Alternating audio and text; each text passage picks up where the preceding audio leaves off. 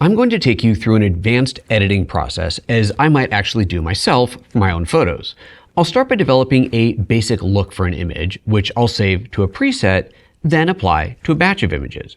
Then I'll go through those photos and make individual adjustments as needed, all while comparing them to the starting image so they have a consistent look and feel to them. So let's do it. There's a lot of great ways to come up with a look for an image, and one of my favorite ways to start is by simply using the presets. You never know what you might find in here that is pretty close to what you're looking for, making it a great place to start. For example, let's choose this one called Candy Colors. It's a pretty dramatic difference if I compare that back to the original, so this could be a good starting point. An important thing to understand about presets is that when you load a preset, you're not just loading a filter, you're calling up all the settings that went into making that look, which means not only can you see how it was made, but you can change any part of it that you want. And PhotoLab makes this easy to do by letting you filter by just the adjustments that have been applied. So you don't have to dig around through all the unused effects trying to find the ones that have been applied. To do that, go up here to the top right and click on this button, Active Corrections. Now the only corrections or adjustments that I'm seeing here are the ones that have been applied. And not too many of them have. So if I wanted to, for example, brighten up the shadows a little bit, I could do that right here. Maybe I want to warm up the image a little bit, so I'll turn off the active adjustments and go to Colors, find White Balance, and just warm it up a touch. Cool.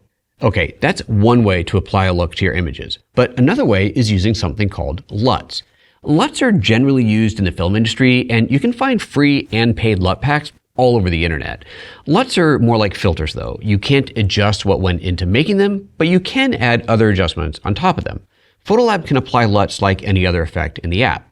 I've installed a few and there's a few built in, so let's have a look at those. To find my LUTs, I'm going to turn off my filters and go to the search for corrections and just type in LUT. And there it is. I'll turn that on, and under type, you've got custom, premium, and standard. We'll just start with the standard. As you can see in here, there's a lot of different looks to work from. I could choose one like Old Magazine, and that's a great look on top of what I already have. Or I can reset this to go all the way back to the beginning and then make a LUT the only thing that I've applied. So let's go ahead and do that again. And as you can see, these looks will have a slightly different look to them now that they don't have all the underlying effects applied as well. That one's kind of cool. That one's kind of cool. It is a bit rich though, so I'm going to take the intensity of that and dial it back a little bit. Overall, it's a little on the dark side, so how about we clear out the filters, go to my lighting, and take the exposure up just a little bit. Nice. Now, LUTs are pretty cool, and they can be a really easy way to apply looks to your images, but the tool that I'm going to use here is something called FilmPack.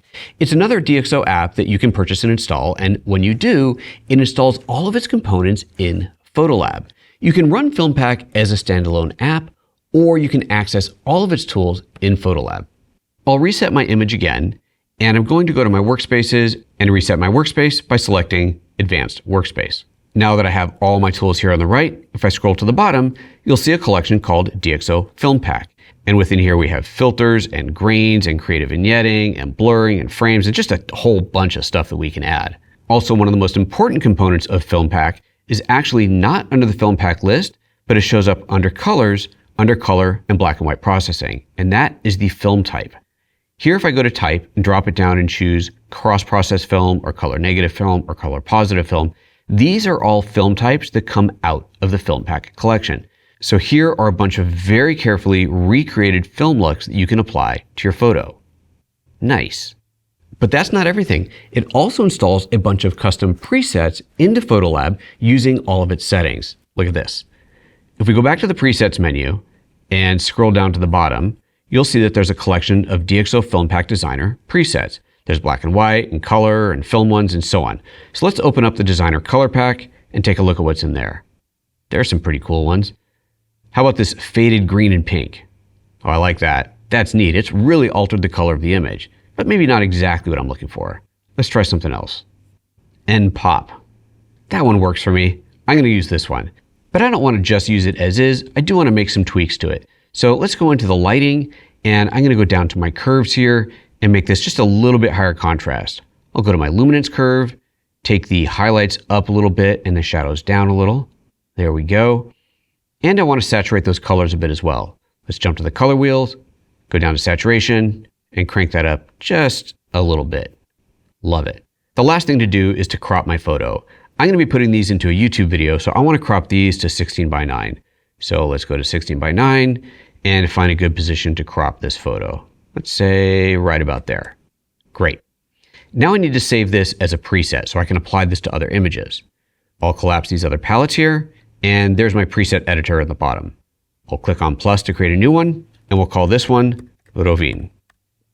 Now that that's created, I can select all the other images from this trip, and then with that selected, click apply.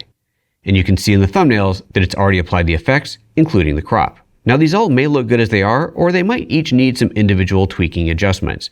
So to do that, I'm going to go back to my base image, go up to the compare menu, and choose use current image as reference.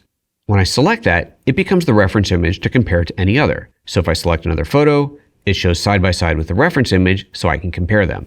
Now doing these wide shots side by side doesn't make sense, so let's flip this to a top-bottom comparison. Now we're getting somewhere. So now I can go to each individual image, compare it to the original, and make whatever adjustments might be needed.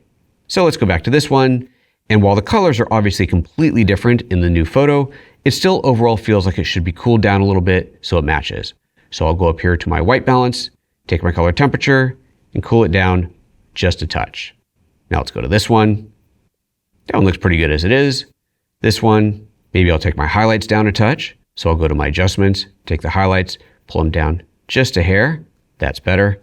And so on and so on. And through this process, I'll develop a consistent look and feel so all these images look like they belong together. Now, when you're developing a look for your images, this is a great technique, but you can't necessarily expect that every application of a preset will make the images a perfect match. After all, every photo might have its own exposure, highlight and shadow details, and even white balance. So it's important to go back in and individually tweak each image to make sure that the look is consistent across the lot.